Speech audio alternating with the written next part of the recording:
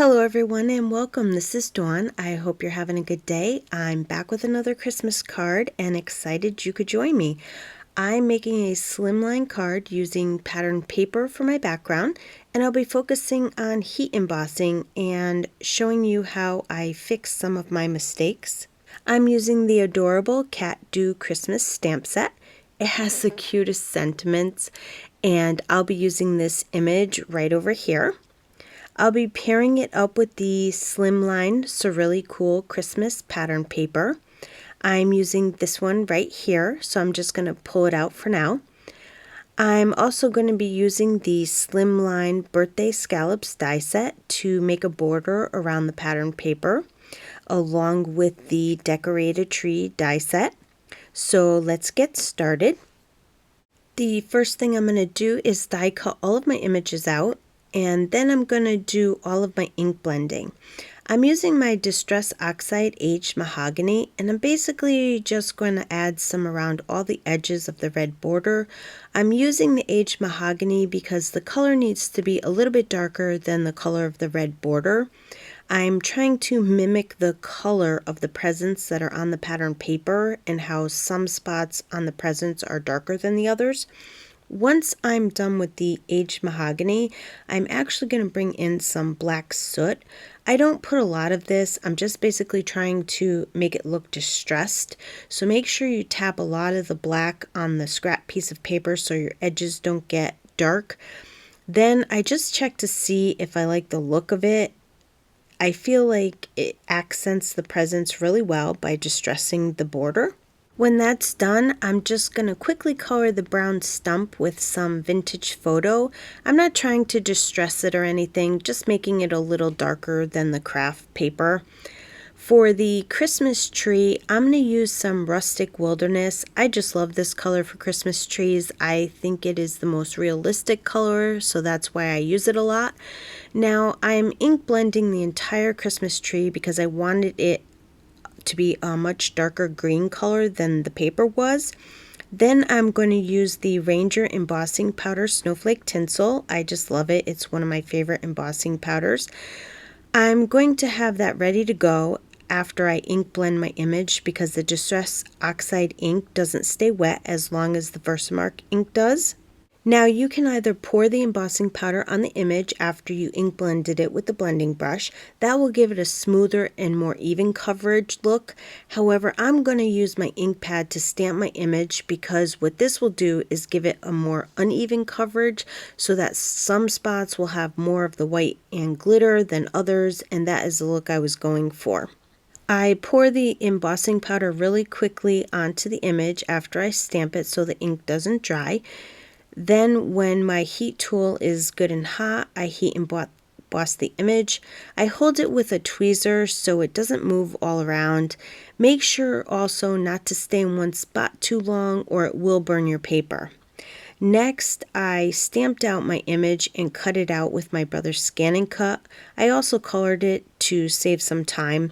I will leave a list of the colors I used in the description box below if you're interested. Now, I guess I was having a rough day making this card and I got some of the ink outside of the black lines. You can fix that by using a white Jelly Roll pen and go over the Copic marker with it. No one will even know that you made a mistake. Here I'm going to put some white enamel accent on the hat. Make sure to shake it really well. I wanted it to look like it had a white fluffy trim and a pom-pom on his hat. I usually put 2 layers on, so that's why I'm putting a layer on right now. Then when it dries, I usually add a second layer. However, you might want to wait until the card is finished. For whatever reason, I kept touching the enamel accent today and I messed it up a few times, but I'll show you how I fixed that at the end of the video. And then I'm just going to set it aside to dry while I put the card together. The first thing I'm going to do is adhere the frame onto the pattern paper. I start out by putting it in the bottom right hand corner, and then I'm just going to trim off any of the excess pattern paper.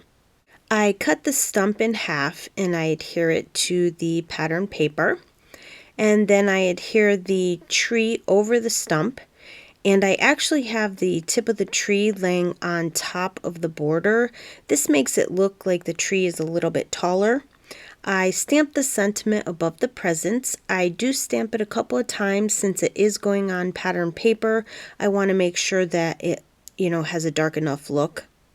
Next, I'm going to put some snowflakes on my card. I'm using This Calls for Confetti. This one is called Christmas. It's absolutely awesome. It comes with so many things in it. I lay them where I want them to go, and then I adhere my cat to the card. I had waited to adhere him so that his hat could dry a little bit more. So now I start to adhere my snowflakes, and what do? I drop the snowflake on the white enamel.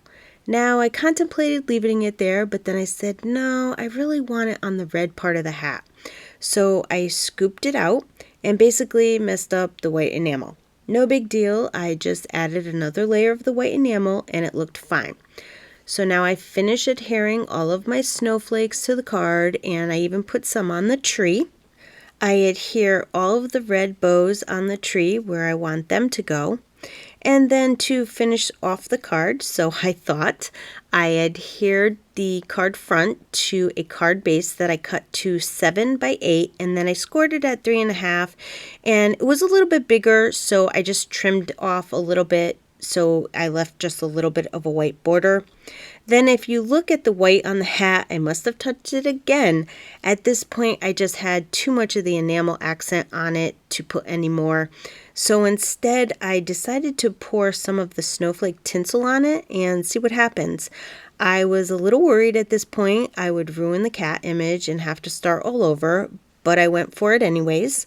I took my heat tool and I held it a little farther away than I normally would, and the enamel accent was pretty cool. It started to bubble up as I heat embossed it, and I was able to press it down to smooth it out. It wasn't hot at all, actually. And then I went back and did it again to see what would happen, and it just bubbled up again. I was able to press it down again to give it a more smoother look, and I actually liked how it turned out. It raised it up and it looks fluffy, and it has the glitter on it to give it actually some excitement. So for me, a mistake turned into me liking it a little bit more than just the plain white accent enamel. You could also add regular white glitter to it and press it down and not heat emboss it for another option. Okay, so that's gonna complete my card for today. I would love for you to leave a comment below and let me know what you think of the card. And if you liked the video, please give it a thumbs up and subscribe to my channel so you don't miss out on any upcoming videos and new product releases. As always, thanks for stopping by and have yourself a wonderful day.